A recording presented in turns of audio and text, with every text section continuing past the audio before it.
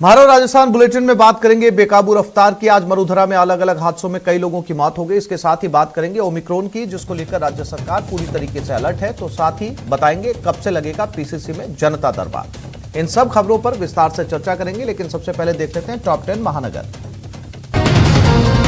प्रधानमंत्री जी भी इस अमृत महोत्सव के माध्यम से आने वाले शताब्दी वर्ष के अंदर भारत कैसा हो,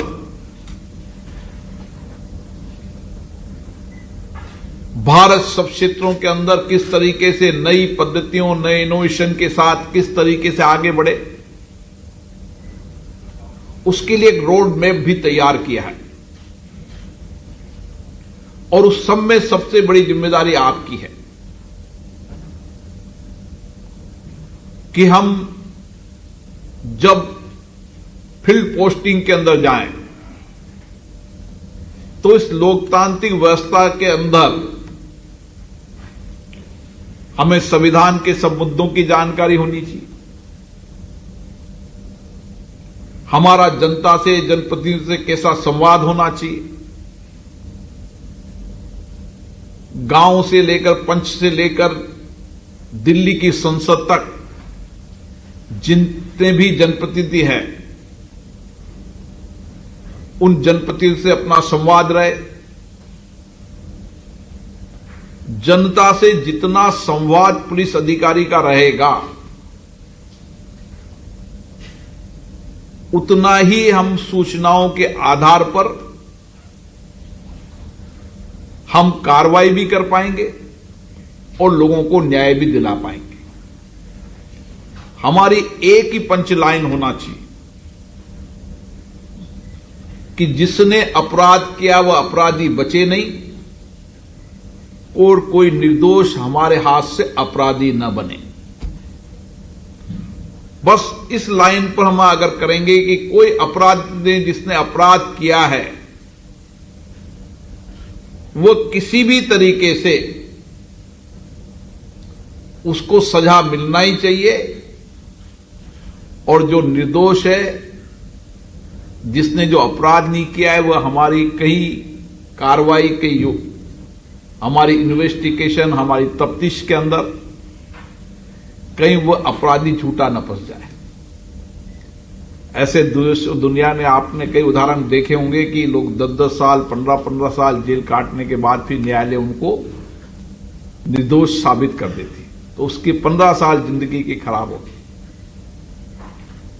तो हमारी जो तफ्तीश है वो बहुत मैकेनिज्म होनी चाहिए। अब तो नए इनोवेशन के नए साधन आ गए आपके पास। किसी समय तो सूचनाओं के आधार पर जो गांव में, ढानी में हमारी सूचना तंत्र होते थे, उससे हम सोर्स जुटाते थे। अब समय परिवर्तन हो गया है। अब किसी को अपराधी को पकड़ने के लिए हमारे पास सोर्सेस सबसे ज्यादा हमारी सूचना प्रौद्योगिकी का जितनी इंटेलिजेंसी, जितनी बेहतरीन तरीके से हमारा सिस्टम सूचना प्रौद्योगिकी के अंदर मजबूत रहेगा, उतना ही हम अपराधियों के पहुंचने में हमें उसकी सहायता मिलेगी। और मुझे लगता है अब तो पुलिस अधिकारी हो या नीचे का अधिकारी हो, वो किसी भी क्रिमिनल को पकड़ता है तो उसमें 90% सूचनाएं उसके पास डेटा की, डेटा एनालिसिस की, मोबाइल की, टावर्स की, इसकी सूचना होती है। मुझे पता है कि कोटा में एक डकैती हुई और डकैती को पकड़ नहीं पाए थे, तो मैंने एक पुलिस अधिकारी से पूछा कि इसको कैसे पकड़ा। उन्होंने कहा इस टावर पर जितने भी टेलीफोन आए थे, हमने उन टावर के आने वाले टेलीफोनों को और उस समय की। और श्रीगंगानगर में 2 ट्रोलों में जोरदार टक्कर हो गई। टक्कर के बाद आग भी लग गई। दोनों ड्राइवर जिंदा जल गए। एक खलासी ने कूदकर जैसे तैसे अपनी जान बचाई। NH 62 पर राजियासर के पास यह हादसा हुआ। दमकल ने आग पर काबू पा लिया है। सूरतगढ़ और थर्मल से पहुंची थी दमकल। राजियासर थाना पुलिस फिलहाल मौके पर मौजूद है।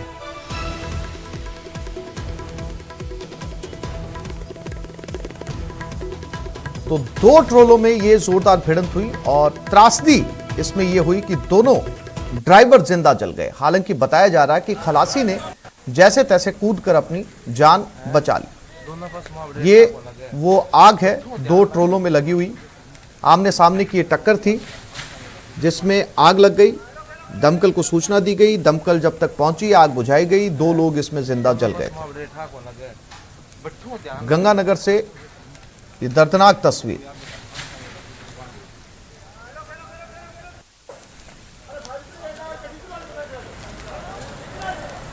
दोनों ट्रोलों के अंदर भीषण आग लग गई, पूरी तरीके से ट्रोले जल गए। जब तक सूचना दी गई स्थानीय लोगों ने कोशिश की वहां पर आग बुझाने की, लेकिन जब तक दमकल पहुंची तब तक ट्रोले पूरी तरीके से जल गए थे। दोनों ही ड्राइवर जिंदा जल गए।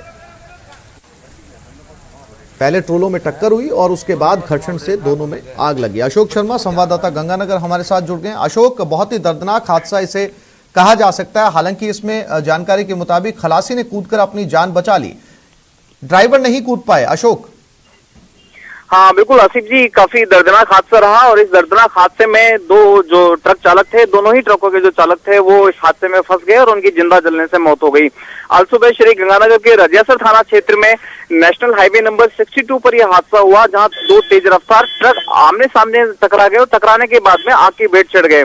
हादसे के बाद ये दोनों ही ट्रक टकराते हुए बाहर घर के बाहर खड़ी एक कार को भी इन्होंने अपनी चपेट में ले लिया, वो भी काफी क्षतिग्रस्त हो गई है। हादसे की सूचना के बाद में जैसे ही वहां मौके पर स्थानीय लोग थे, उन्होंने काफी प्रयास किया आग बुझाने का और उन ट्रक चालक को बचाने का भी, लेकिन वो सफल नहीं हो सके। बाद में जब दमकल और पुलिस मौके पर पहुंची तो उन्होंने काफी मशक्कत के बाद इस आग पर काबू पाया, लेकिन तब तक दोनों ट्रक चालक आग की भेंट चढ़ चुके थे। दोनों की जिंदा जलने से मौत हो चुकी है। फिलहाल दोनों के शवों को सूरतगढ़ के सरकारी अस्पताल की मोर्चरी में रखवा दिया गया है और घटना की जांच पुलिस द्वारा शुरू कर दी गई है। जी आसिफ जी। अशोक, जानकारी के लिए आपका धन्यवाद।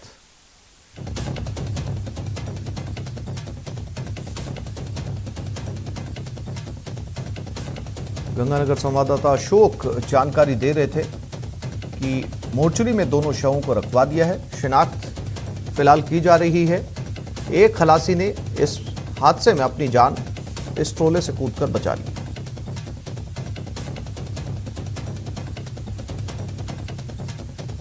ये वो तस्वीरें जिसमें दोनों ट्रोले आपस में भिड़े और दोनों में आग लग गई।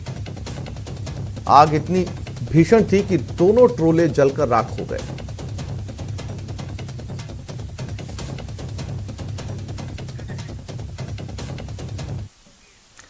और ये खबर भरतपुर से है। ट्रक ने साइकिल सवार को टक्कर मार दी। हादसे में साइकिल सवार की मौत हो गई। लोगों ने ट्रक चालक को पकड़ लिया, गुस्साए लोगों ने जाम भी लगाया। पुलिस ने हल्की ताकत का भी इस्तेमाल किया।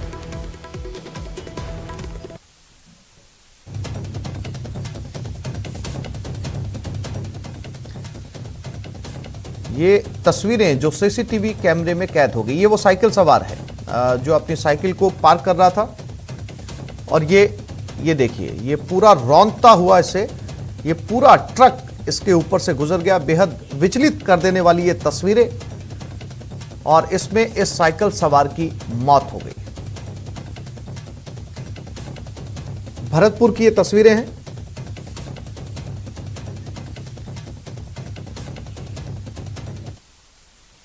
दौसा के महुआ में सड़क हादसा हुआ। बाइक सवार दो युवकों की मौत हो गई। गाड़ी ने बाइक को टक्कर मारी। सलेमपुर के मीणा खेड़ान मोड़ की यह घटना है। दोनों युवक दलालपुरा से महुआ जा रहे हैं।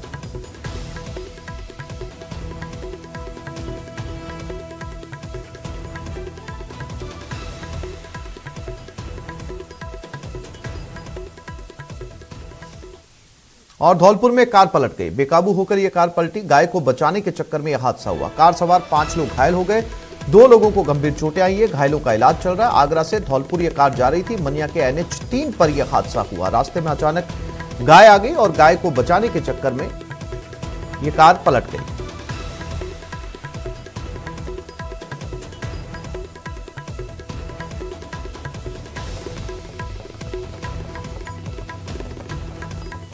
और झुंझुनू में भी सड़क हादसा हुआ। मलसीसर में 2 बसें आपस में टकरा गई। सवारी बिठाने के दौरान यह हादसा हुआ। हादसे में 3 यात्रियों को चोटें भी आई हैं। खरिया बस स्टैंड के पास यह हादसा हुआ। पुलिस ने दोनों गाड़ियों को जब्त कर लिया है।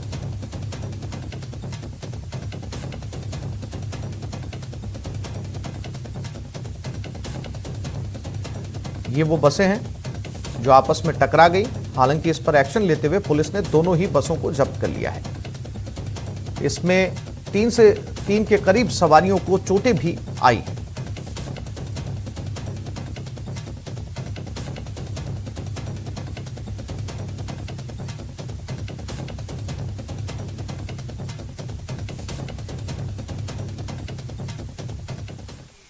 और ब्रेक के बाद देखेंगे एक्शन में जेडीए।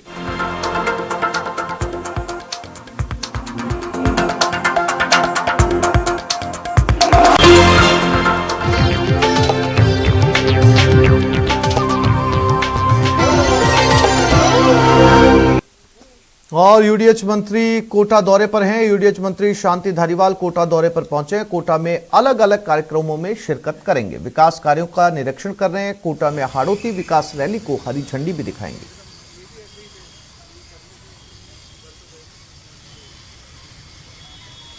और योगेश त्यागी कोटा संवाददाता हमारे साथ जुड़ गए हैं। योगेश, यूडीएच मंत्री कोटा दौरे पर हैं, क्या कुछ कार्यक्रम उनका आज रहने वाला है? देखिए आसिफ, बताना चाहेंगे तो यूडीएच मंत्री शांति धारीवाल कोटा दौरे पर आज हैं और जो विकास कार्य कोटा में चल रहे हैं उनका निरीक्षण कर रहे हैं। और 10 बजे ही निरीक्षण शुरू कर दिया है और कोटा के अलग अलग जो विकास कार्य हैं वहां जाकर निरीक्षण करेंगे यूडीएच मंत्री। अदालत चौराहे से निरीक्षण शुरू हुआ है। हॉस्पिटल और राजकीय महाविद्यालय, अंटागढ़, अंडरपास, विवेकानंद चौराहा, इंदिरा गांधी तिराहा, घोड़े वाले बाबा circle, aerodrome, underpass, city park, Anantpura elevator road, इन सभी जगह पर जाकर निरीक्षण करने का आज का प्रोग्राम है। और सभी जगह जाकर जो यूडीएच मंत्री शांति धारीवाल है वो निरीक्षण करेंगे। अभी की अगर बात करें, अभी फिलहाल की अगर बात करें तो जो कलेक्ट्रेट सर्किल है वहां पर जो चौराहा बन रहा है उसका निरीक्षण कर रहे हैं। और साथ ही साथ अधिकारियों को निर्देश दे रहे हैं ये काम द्रुत गति से चलाया जाए। इसके बाद एक रैली है उसे भी उसको भी हरी झंडी दिखाकर तकरीबन 12 बजे वो रैली निकलेगी, उसको भी हरी झंडी दिखाकर रवाना करेंगे शांति धारीवाल। अभी उनके साथ में जो है जिला कलेक्टर और मौजूद है, जो अभियंता हैं उनकी टीम पूरी की पूरी मौजूद है, जो कि उन्हें पूरे काम से अवगत करा रही है, किस तरीके से काम चल रहा है और क्या क्या चीजें हो रही है। पूरा उनको जो खाका है वो बताया जा रहा है और अधिकारियों को निर्देश बाकायदा दिए जा रहे हैं धारीवाल की तरफ से कि काम को जल्दी से जल्दी पूर्ण कराया जाए। और अब यहाँ से रवाना होने की तैयारी हो गई है धारीवाल की और अगले पॉइंट पर जाने की तैयारी है। जी आसिफ। जी योगेश, जानकारी के लिए आपका धन्यवाद।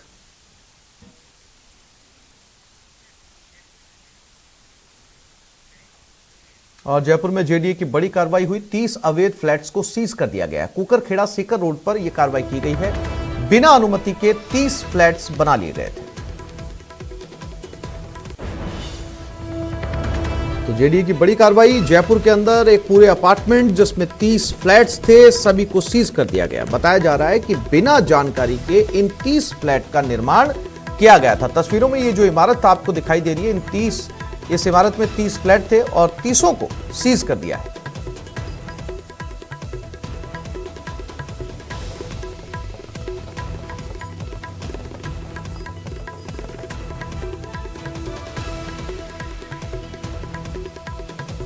तो जयपुर में जेडीए की यह कार्रवाई है सीकर रोड पर।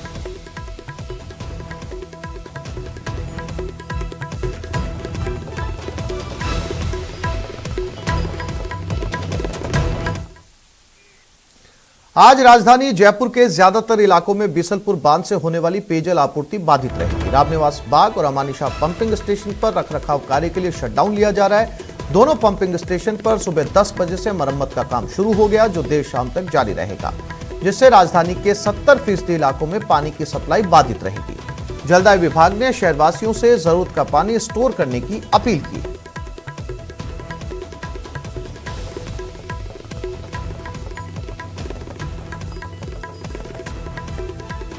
तो आज सुबह 10 बजे से पंपिंग स्टेशन पर मरम्मत का काम शुरू होगा और राजधानी में संभवतः 70% जगहों पर पानी नहीं आएगा। यानी कि राजधानी का एक बड़ा इलाका, एक बड़ी आबादी जो आज पानी नहीं आएगा। इसलिए बार बार कहा जा रहा है कि दिन भर का पानी जो जरूरत का है उसे स्टोर कर लिया जाए।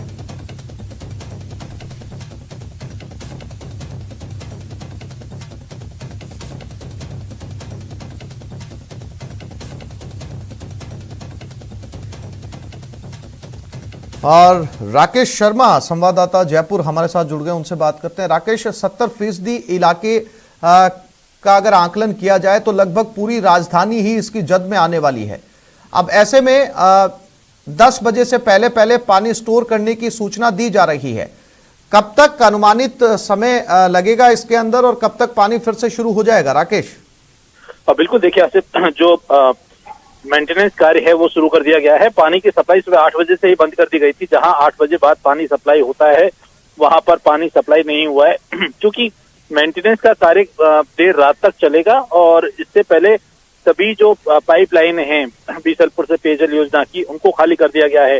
संकट इस बात का गहरा सकता है क्योंकि आज दिन भर सप्लाई पानी नहीं होगा और फिर कल शाम तक ही नियमित तौर पर पानी की सप्लाई शुरू हो सकेगी। लेकिन अब चूंकि राजधानी में जलदाय प्रशासन ने सभी जो टैंकर सप्लाई थी, जो एक वैकल्पिक व्यवस्था थी, अगर बीसलपुर पेयजल का पानी सप्लाई नहीं हो रहा है तो टैंकर से सप्लाई किया जा सकता था। लेकिन अतिरिक्त मुख्य अभियंता ने एक आदेश जारी कर सभी जो टैंकर है उनकी सप्लाई रोक दी है, बंद कर दी है। और इसमें सबसे बड़ी बात यह है कि जो ठेकेदार हैं उनको भुगतान मार्च तक का किया गया है और बीच में ही टेंडर से टैंकर की सप्लाई बंद कर दी गई। तो अब राजधानी वासियों के सामने इस बात का संकट गहरा सकता है कि उनको पानी की वैकल्पिक सप्लाई कहां से होगी, क्योंकि पानी पैदा नहीं किया जा सकता, बाजार में भी मिलने की संभावनाएं कम है, टैंकर सप्लाई है नहीं, पानी सप्लाई होगा नहीं। तो निश्चित तौर पर सर्दियों में भी पानी की का संकट कुछ इलाकों में गहरा सकता है। जिन इलाकों में पानी की सप्लाई जो अभी बंद है वो ऐसे इलाके हैं, खासतौर पर जो दिल्ली रोड है, पूरा पहाड़ी एरिया है, ईदगाह वाला क्षेत्र है, आमिर क्षेत्र है, ब्रह्मपुरी है, चार दीवारी है, सीकर रोड है, जहां पर पानी की पहले से ज्यादा स्थिति खराब है और वहां का जो भूजल है, जो ट्यूबवेलों का पानी है, वो गुणवत्ता विहीन है, उसकी क्वालिटी बहुत घटिया है, वो पीने लायक नहीं है। तो कुछ लोगों के सामने कुछ इलाकों में समस्या आ सकती है। जानकारी के लिए आपका धन्यवाद।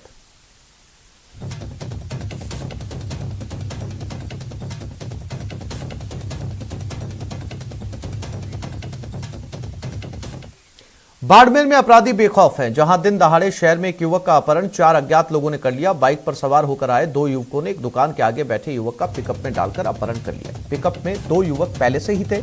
अपहरण के बाद ये युवक का फोन स्विच ऑफ आ रहा है। घटना की जानकारी मिलते ही घटनास्थल पर कोतवाली और सदर पुलिस पहुंची। पुलिस यहां जांच में जुट गई है। पुलिस आसपास की दुकानों के सीसीटीवी कैमरे खंगाल रही है।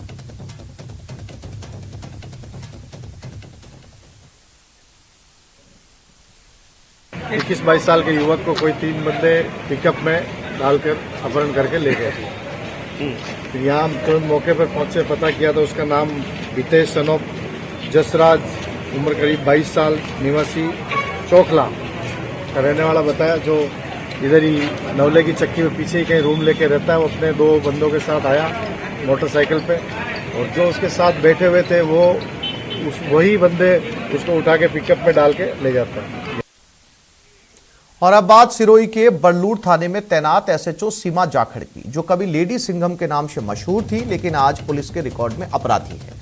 लालच ने उसे एक ऐसे रास्ते पर धकेल दिया जहां वो मोटा पैसा कमाने के लिए घूसखोर बन गई। आज पुलिस को सीमा जाखड़ की तलाश है। बड़लूर थाने में तैनात एसएचओ सीमा जाखड़ पर 10 लाख रुपए की घूस लेकर एक तस्कर को फरार करवाने का आरोप है। ये पूरी वारदात सीसीटीवी कैमरे में कैद है, जिससे साफ दिखाई दे रहा है कि सीमा ने अपराधी को कैसे भगाया है। बर्खास्त एसएचओ सीमा जाखड़ जब फरार थी तो जोधपुर में उसकी 28 नवंबर को धूमधाम से शादी हुई। पुलिस के रिकॉर्ड में फरार चल रही है। सीमा को पुलिस ढूंढ रही है और फरार सीमा की शादी जोधपुर में हो रही है। अभी सीमा जाखड़ फिर से फरार है और कब तक पुलिस रिकॉर्ड में फरार रहेगी ये पुलिस को भी नहीं पता।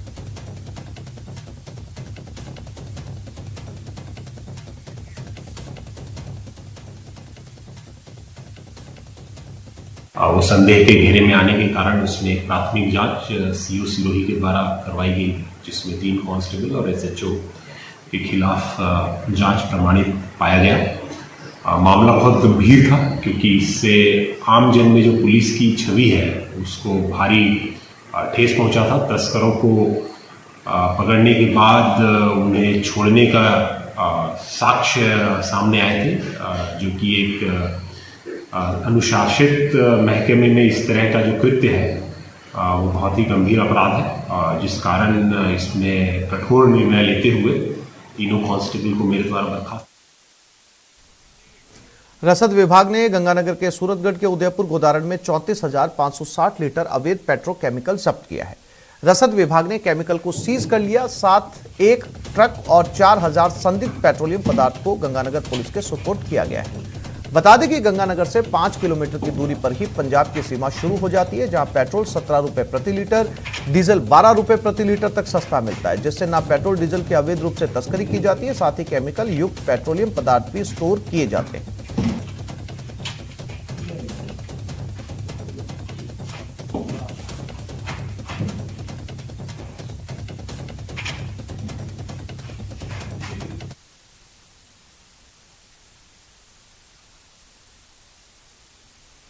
और ब्रेक के बाद देखेंगे कोरोना के नए वेरिएंट से सावधान।